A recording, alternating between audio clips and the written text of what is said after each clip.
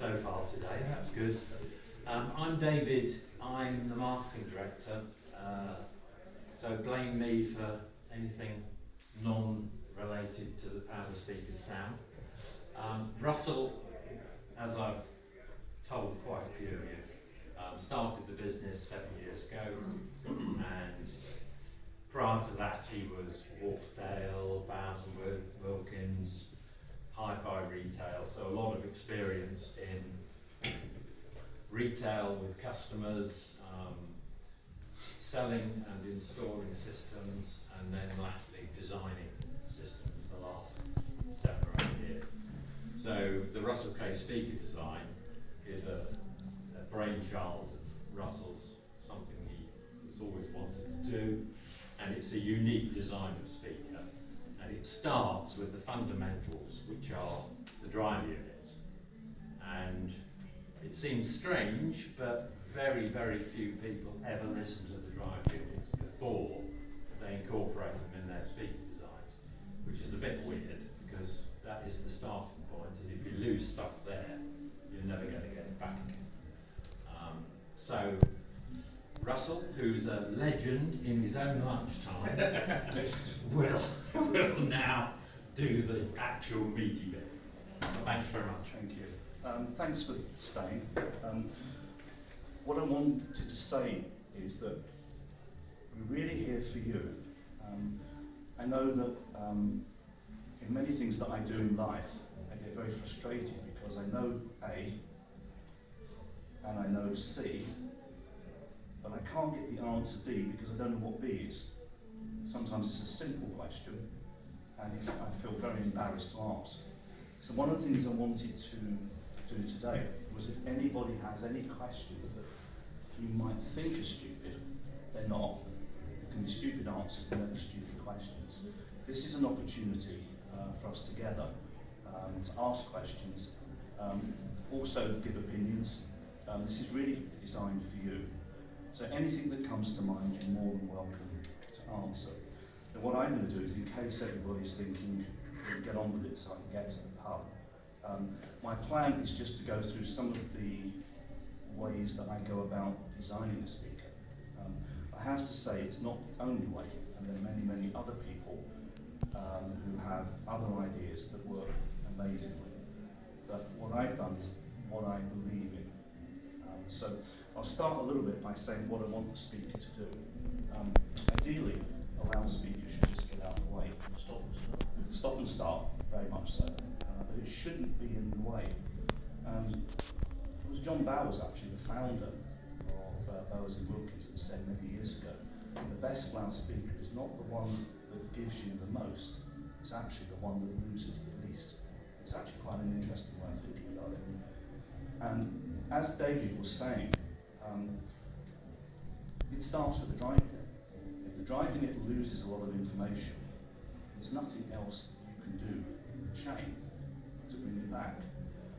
My philosophy is to try and choose drive units that sound real and good, and then try with everything else that I do to not mess it up, if that makes any sense to you.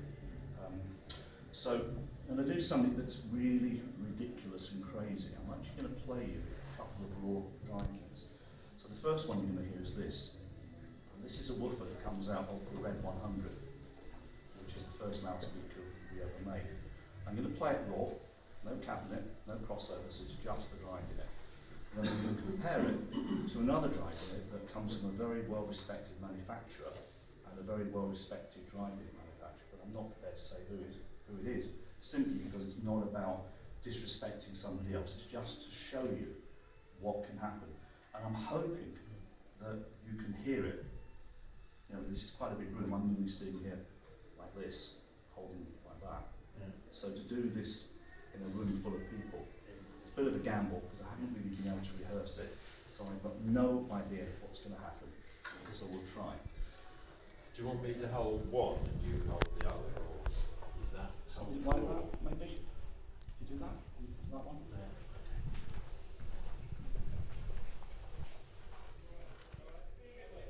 Make sure the clip doesn't come off. Try and keep it as close to mine as you can. You need to sit down for a second. Don't let the clips come off. Don't let the clips come handcuff clips come off. Oh, it won't clip in each end. Oh gosh. Do you want me to You're, move you're that? affecting time to putt time here by messing this up. I won't read so much the bars of it, dear. Yeah. There's no proper beer, is there? There is. Right, so what I'm going to do is I'm going to play that one first, and then I'm going to switch to that one. And can you tell me if you're able to hear any, or whatever you do here actually?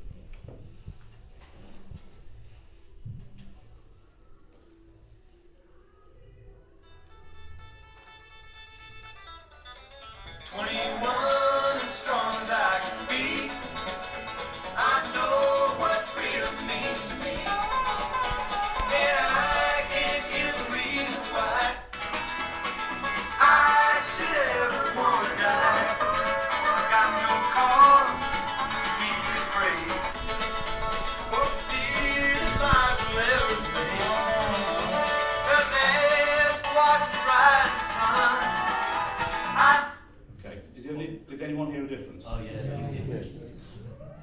Was it a fairly big difference to you? Yeah, Yes. yeah, maybe it is. Right, so what we're doing there is we're simply playing the drive unit. No cabinet, no crossover, nothing's in the way. Right? Mm.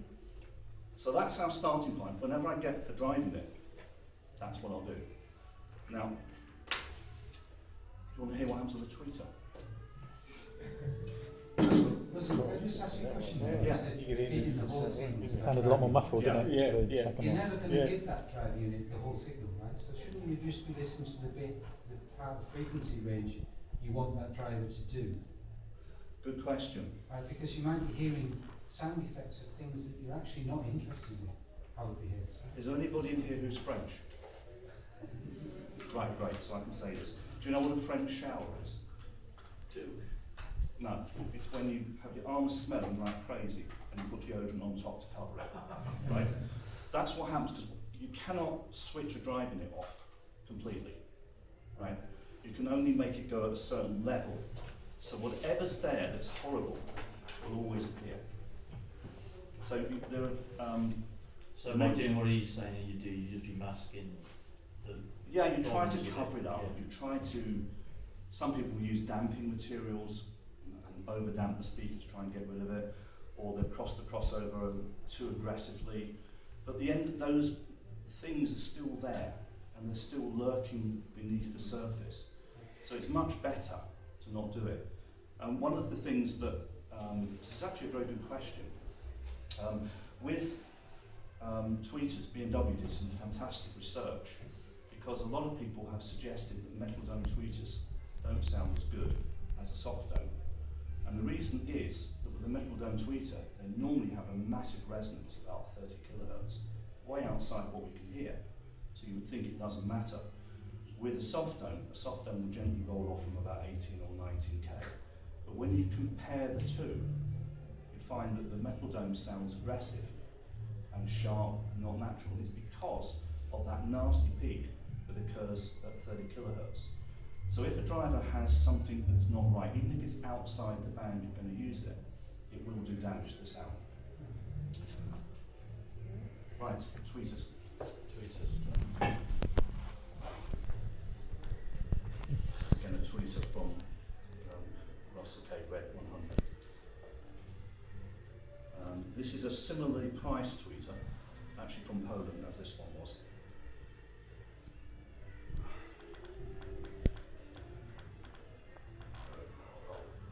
Can you hold both of them? Yeah. Okay. What was the smallest clips those on? Yeah.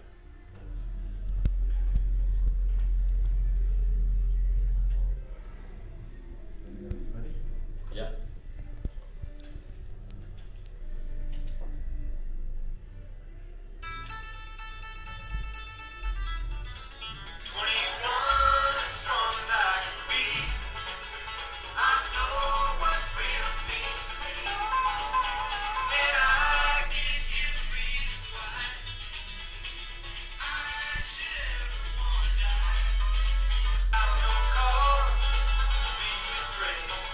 I'll stop it there.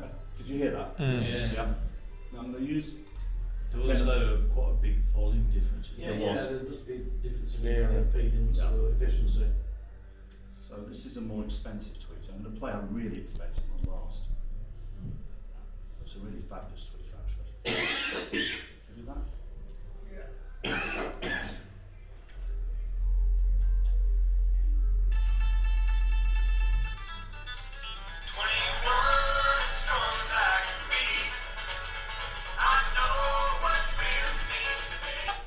Oh. There you go.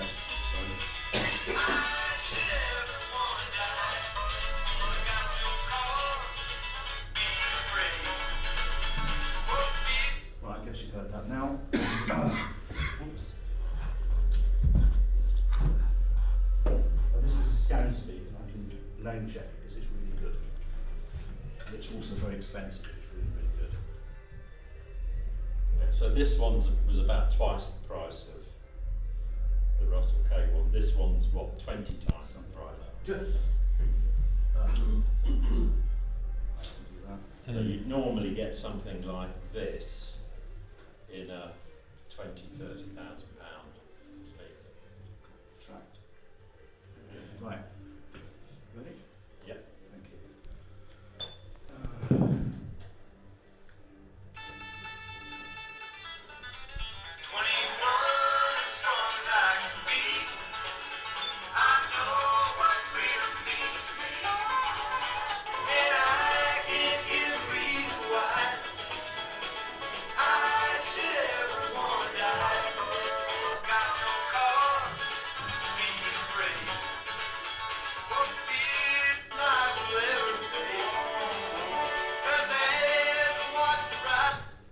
Okay. I guess you heard that. Yeah. Yeah. I don't understand why speaker companies don't do that. What they'll do is they'll plug the speaker into a cabinet with a crossover and then evaluate the system.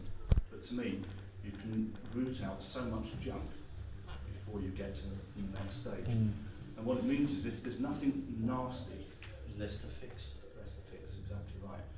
So that's driving its selection.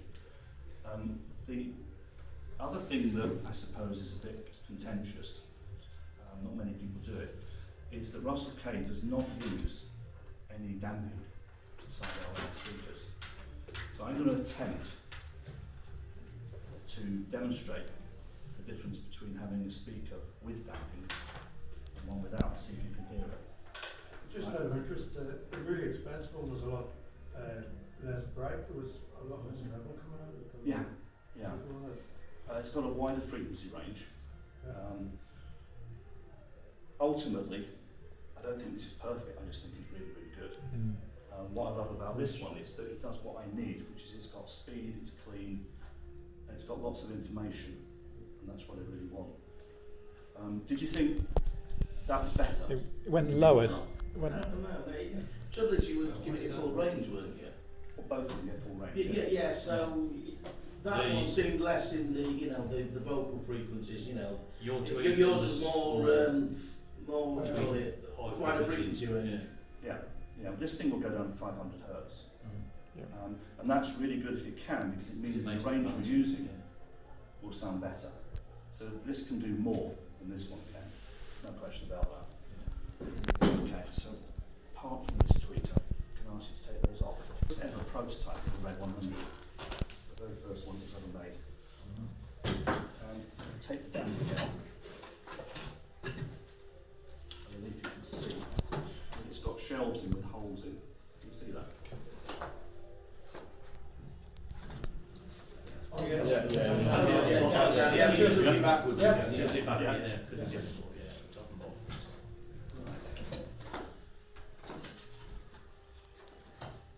So, So it's this is documentary. Okay, this is covers that hole up there. And this is going to be fun. This is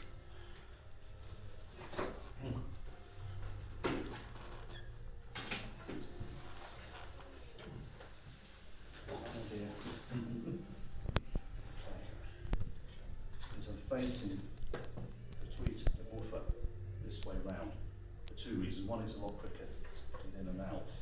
But the other thing it does, which is more important, is more energy going into the box. You're going to hear much more box than you would normally here under normal circumstances. So I'm going to play the system with no damping, and then I'm going to put this stuff in. It's probably exaggerating to make the point, I'm not going to deny that, but it does show you kind of what the thinking is, yeah. And right, let's just do that.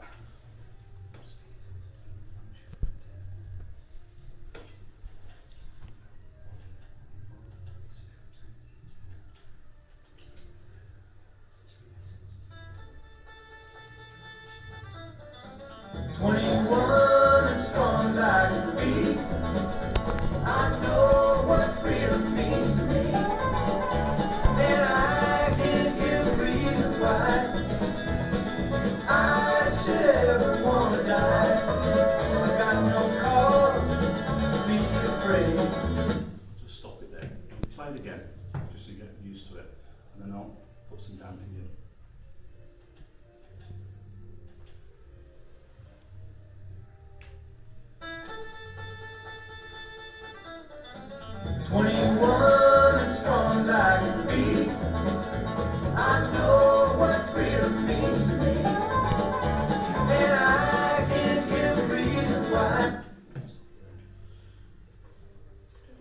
I wouldn't be very good on Britain's Got Talent. I don't think I'd go wrong.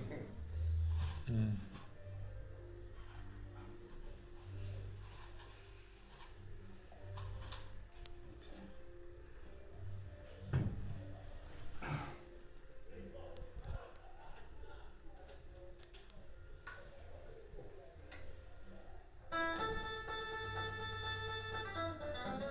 21 as strong as I can be. I know what freedom means to me, and I can give a reason why I should ever want. Right, did you hear a difference? Yes. Yeah. Now, from my point of view, I'm hearing like a mushing sound. It's not got the clarity anymore. Yeah. I'll just take damping back out and play one more time. With the damping, I haven't got the holes in the shelves. Not really, no. No, because the holes only work at low frequencies. They don't work in mid-range. So for mid-range, it stays in the centre of the box. The bass will actually go through all the holes. Should we play it again?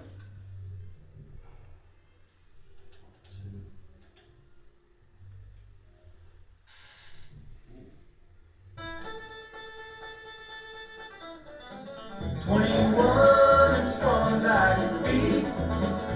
I know what freedom means to me, and I can give a reason why. Okay, I'll stop it there. Would it be fair to say the sound was a bit cleaner? Yeah. And the point really is that what damping material is supposed to do is it's supposed to absorb energy by turning it into heat, but it doesn't do it perfectly. What a lot of the time it does is it slows the sound down, so it actually comes out later. And if you look at some of the great transmission line speakers, there have been some wonderful ones by IMF, PMC, and various other companies. They put damping in the line, and the reason they put damping in the line is to slow the sound down, so that sound takes longer to process down the line and be absorbed. That's how it works. So I'm thinking, if it's slowing the sound down, it's also doing it inside the box. And that means that the cabinet effectively is playing out time with the music. There's a bit of a slurring there. Now normally, if you have an empty box, then it's like being in a big room like here. So if I speak, my sound will hit the wall, come back as an echo. And that will happen instantly without damping. So the trick is to try and make the compartment smaller. So as you know, the bigger the room, the longer the echo takes. The smaller the room, the echo always goes away. So by making the compartments very, very small, the sound is almost perfectly in time with the drive in it. And the result is that whilst the box is playing, because it's playing with the drive in it, you don't hear the box. And what I'm able to do is with the crossover, get the balance of sound, so that when you hear the complete system, you don't hear the box play. That's the concept. Is that making any sense to anybody? Yeah. Does anyone have any questions or thoughts on that? Do you have a different opinion for a sealed box? design up as against ported design? As to, I'm thinking particularly damping wood and that sort of stuff. Well, the thing is, with a sealed box, the damping plays quite a role because it affects the volume of the box, so it's part of the tuning. So it's not quite as effective. With a reflex, what I do in this is I tune the frequency very low. So this box is tuned to 35 hertz, it's very, very low. And the object of the exercise is that through most of the operating range, the speaker's allowed to play freely. And what we do in terms of making the speaker play well is that those holes that are in the baffles act as a brake. So at around 100 hertz, where a reflex speaker would start to sound a bit thick, there's a lot of damping, mechanical damping put on the cone, so it becomes very, very taut and tight. As the frequency descends, it relaxes, and then the energy goes through the holes and fills the whole cabinet, so you get the weight of a reflex or transmission line. And the idea by doing it this way is it gives us the ability to have that tight, articulate bass, but without losing too much efficiency and extension. By not having dampening, I mean the sound from the speaker, if it's the right way round, it's going into the box, Yeah, and then it's bouncing back and hitting the drive, so doesn't that affect it? it does, but the idea is to keep Or that do you time. have the cabinet try and absorb it? No, well, what you want is that the bounce back is so fast you don't hear it. Right, so That's it's the killer. near enough in time with what? Yeah, so if, for example, the back of the cabinet was the back of the room, for example, Yeah. then the time delay will be so massive, there's no chance. Yeah. You've got to have the So- controls, got to be small. Why would you not have a really narrow? We also need volume. Yeah, Yeah. so we can make it, well then the dispersion gets affected. Well, no, then you end up with a speaker that's very wide, and not everyone will buy them, so it becomes a little bit difficult. With speaker design, it is a bit of a compromise. Russ, so I appreciate you put the loose foam in the cabinet. Does that principle apply to the stuff that sticks to the walls? That's more cabinet flex, cabinet bracing sort of. Now, the BBC concept is to use a thin wall on the cabinet and then bitumen pads. Yeah. Yeah, that kind of thing. And that is actually a very, very good idea. The problem with it for me is that the cabinet becomes very lossy. So whilst the mid-range is brilliant because it actually stops the cabinet vibrating, because it's just damped. Which is why they design, I suppose. Sorry? So that's why they design them for voice, isn't it? Yeah, yeah. The thing is though, the cabinet is so lossy that at low frequencies you lose a lot of efficiency and you lose a lot of control. And so you don't get the timing element that I personally want to have. So what we do here is by using lots of bracing struts, these bracing shelves, it holds the cabinet under control. So it can move, but not too much. And the idea is that it wants to start and wants to stop, bang on point. That's the idea behind it. I mean, these floor standards, there are 4 separate sections inside there, so that each section is small. So in short, Russ, you're saying lots of wooden or mechanical bracing, not this glued-on rubber stuff to the sidewalls. So my design. Yes. Right. Yeah. The thing about it, I'm not going to deny, I absolutely adore the original Stender VC1, which has that concept of a very thin wall and bitumen pads, and they sound fabulous. Really, really good. The only thing is though, the speaker is like that big, and it's 84 dB efficiency, and it produces less bass extension than our Red 50, which is like 7 or 8 litres. And I had a pair in the old days, and they're lovely sounding speakers, except at the bass they're a bit it just can't. ponderous. Yeah, yeah. But it was designed a long time ago, and there's still, I reckon, that most speakers will not match the mid-range. So is there any reason why you bother to use a cabinet or just nothing a baffle? What Or you is could that do, speaker's size again? well, then they have a problem that it gets very big, because infinite baffle is what it's Mm. called. Yeah. So for the bass to work properly, you need an infinite baffle, which is massive. Yeah. You cause a lot of problems with what you do with the output from the rear, bouncing everywhere and controlling it. I'm trying to make speakers that people can buy, that people can put in their houses, that will fit in. And that's really what the key to it is. And cost, 2,000, 4,000, 6,000, not 26,000. So I've talked about drivers, I've talked about cabinets, I can talk about crossovers, but would any of you have any other topics that you would like to do, or do you want to finish this now? 1:30. I'm happy to stay as long as you want, but I don't want you to sit here. What about the benefits of active speakers versus passive? Right. Driving each driver, with a separate amplification. Right, it's a very good question, that. The benefit of active is that there's no interruption between the amplifier and the speaker driving it. So it's a direct connection, much, much better control. So should get tighter bass, cleaner, much better start-stop. That's the benefit. The disadvantage of that system for me is that when you do the electrical circuits, you can only choose a 6 dB, a 12, an 18. You can choose the frequency, but it's hard unless you do it digitally to really map the output. So with the crossover in here, it's normally a 12 dB project, fairly standard, but the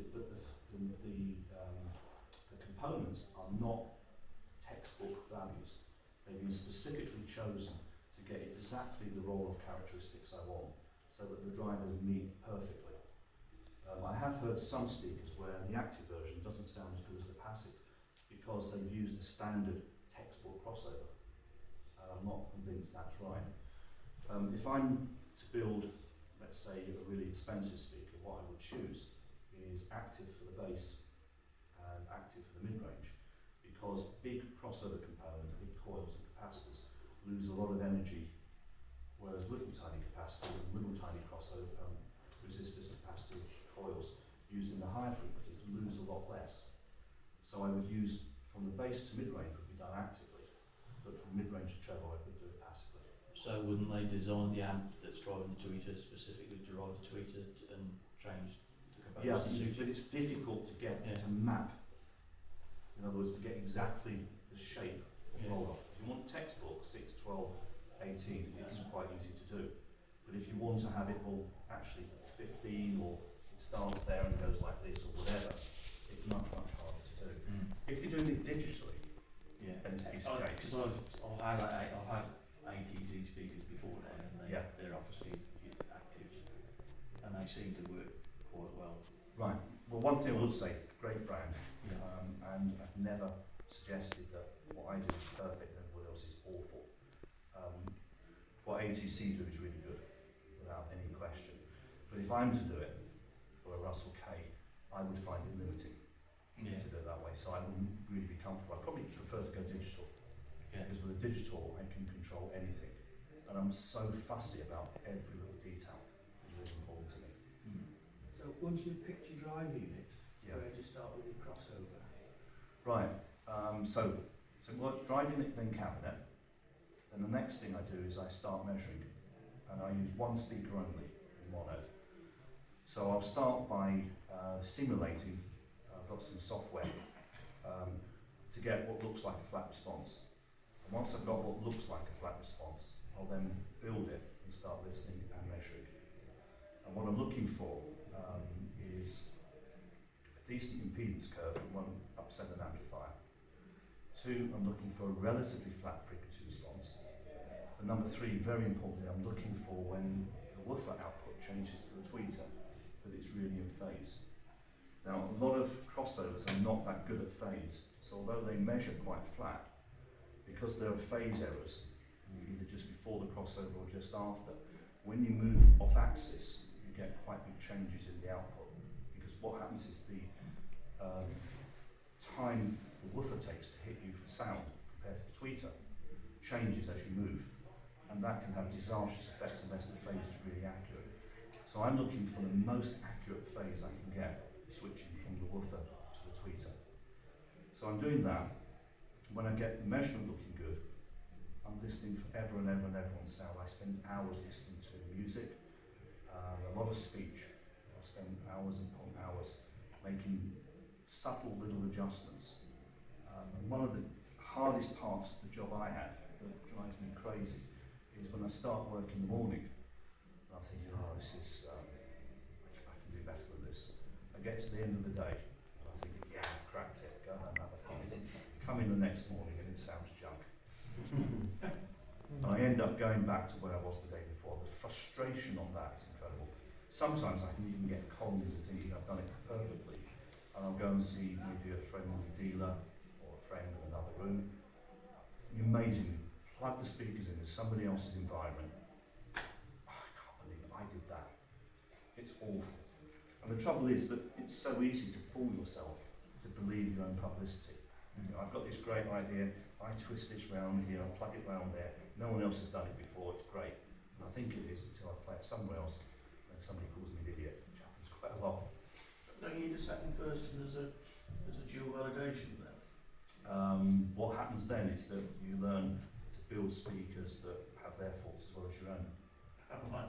So I used to try a long time ago by having a reference speaker. So I'd say, right, here's mine, here's the reference, which is a lot more expensive, to try and make them sound the same. And all I did was build the same faults in that the reference speaker had in, plus my own. It was awful. So no, I can only play speakers to other people when I've got them to a certain point and I feel that's working. Then they can say, Russell, this is wrong, that's wrong. And then I'll take them back to my listening room and think, yeah, it's right, she's right. Yeah, messed that up. Talking about phase on driving, you see some speakers that have got a step baffle. Yeah. Presumably that's to correct the phase. Quite perfectly correct. Yeah. So I can take this off here. So it could be something like that would be the phase. Yeah. In my situation with our speakers, I put them like that. The tweezer sound hits first, but the way the crossover is configured, if you look at the electrical phase, it actually goes along straight and then goes like that. And there's actually effectively a time delay built in, so that when you play the electrical and the acoustical thing together, it's in phase. And I think that's probably a better way, because one of the other things that is very important to me is that if you step like that, you've got to look at the gap between the driving is, what shape is that? And if you're not careful, it can actually create a different sound signature for the woofer and the tweeter. Because I don't like speakers where you hear 2 or 3 drivers, so the bass plays, you hear that, and the tweeter's going shh, shh, shh. I want it all to be as one. And it's really important that the environment, if you like, the sitting like that is as close as possible. Like our dust cap is almost the same shape as the dome on the tweeter. So when this reaches the mid-range, most of this area is not radiating, mainly here. So when it switches over to the dome, it's really switching from one thing to another that's almost the same, so you don't get the discontinuity. I find that very important. What about the unit drive concept like Kef do then, where they have built the tweeter inside the woofer cone? I mean, what's the pros and cons of that?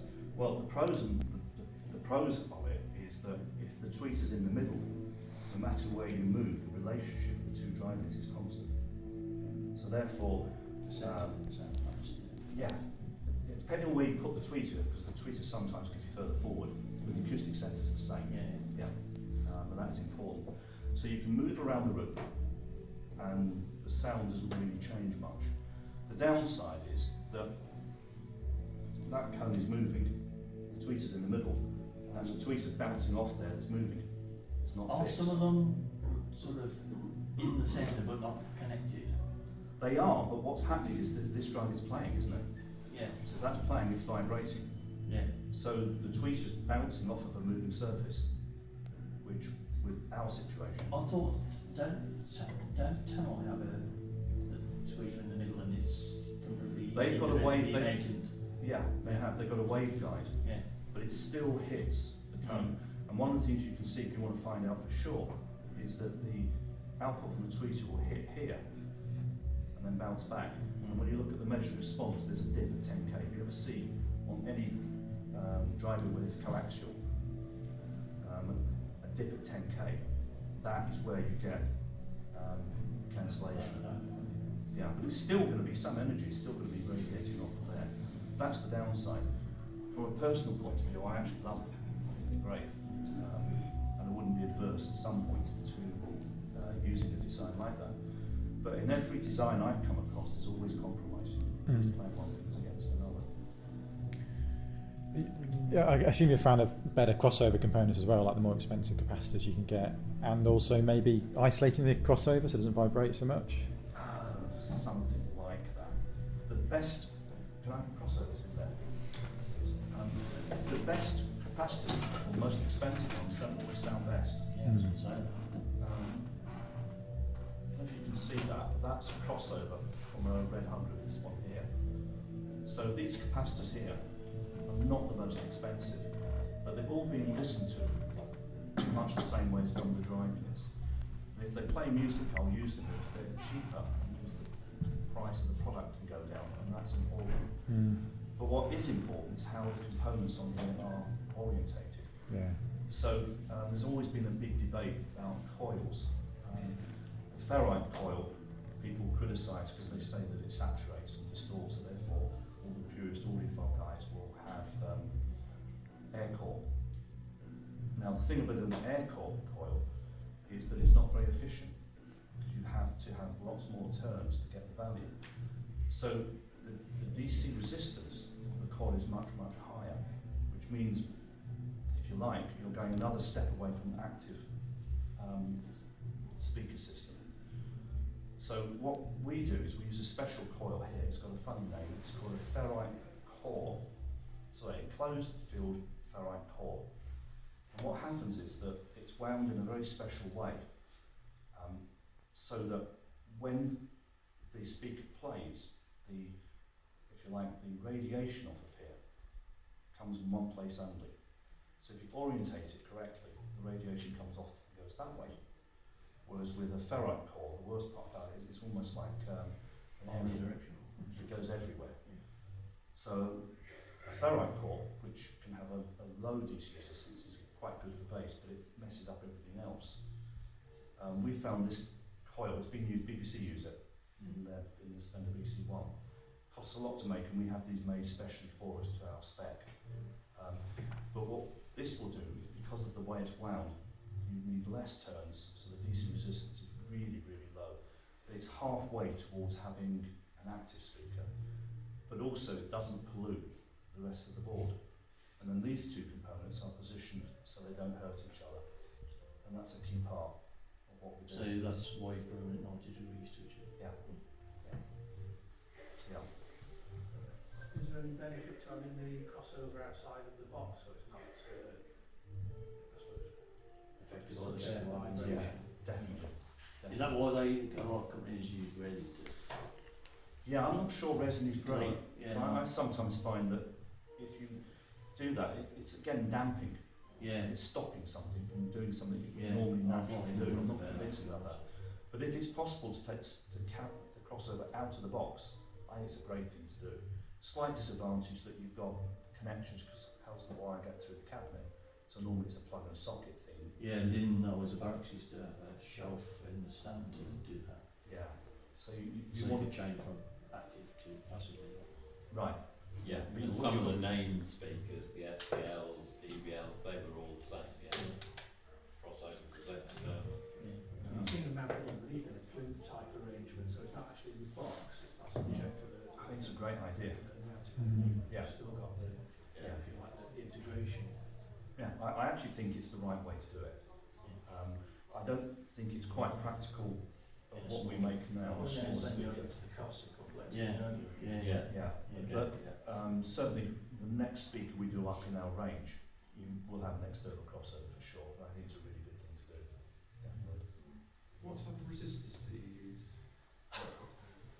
Whichever. Can I say radio spares? No. Benning. So they just wire wound. Right, okay. There's a reason for that. Got them. One of the rules that I have is I will not allow resistors in the signal path. So conventional tweeter attenuation is normally a resistor in series with the tweeter, and then a resistor in parallel with the tweeter, called an L-pad. And it means the impedance stays the same, but you reduce the level. But I find as soon as you put a resistor in series with a tweeter, it's the same thing as adding DCR. You're putting something in the way that spoils the direct connection. And I always find a tweeter lacks openness and speed when you use resistors. You can minimise it by using some really expensive ones, but I don't like it. So what I do is I use a thing what's called a zonal network. And the zonal network is basically,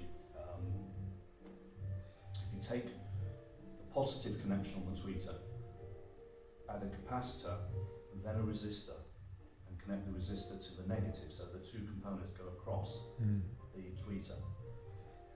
That's used to stop the impedance of the tweeter rising, so you can make the crossover more accurately. What I do is I completely ignore what the textbook says, and I adjust the values to shape the output of the tweeter, so I can get tweeter attenuation without having to put a tweeter in the signal path. Completely. I meant resistor. The mouth is moving, but the words are not coming out right. All wrong. Coming out all wrong. But it's something we've done from the beginning of Russel K. And what you can hear when you hear the speakers play, there's like a freedom in the HF. One of the downsides of the drive units where there's a bit of muddle is that you lose clarity. So if you want the speaker to sound acceptable, you have to put it back. And one of the ways of putting it back is to make the tweeter a bit hot, turn it up a bit brighter, so you get sharper leading edges, which gives you a sense of detail. And I find by using the techniques that I've used, by choosing the right drivers and keeping resistors out the signal path, I don't have to do that. I can spend all my energies making the response as natural as possible. And the speaker itself plays. When a cymbal has got a bit of attack, you get it. But when the cymbal plays soft and gentle, it plays that way. And it just makes the speaker go away a bit more. And it's more, I like to think music is the idea. It's the thinking. That makes sense? Yeah. Are they on demo anywhere, any of the rooms? We've got the Red 50, which is the baby brother of that, on Syndicate 44, which is basically just down the hallway. Do you know where that hallway is, where the coffee is, and they've got the GIK damping? Yeah. Just go past there, where one of the ones on the left. Are you coming back tomorrow? I guess. Yeah. At 10 o'clock. Is it 10 o'clock? 10:30. 10:30. I'm doing another talk on speaker positioning. Using these. I'm going to use those. So I'm going to take you through.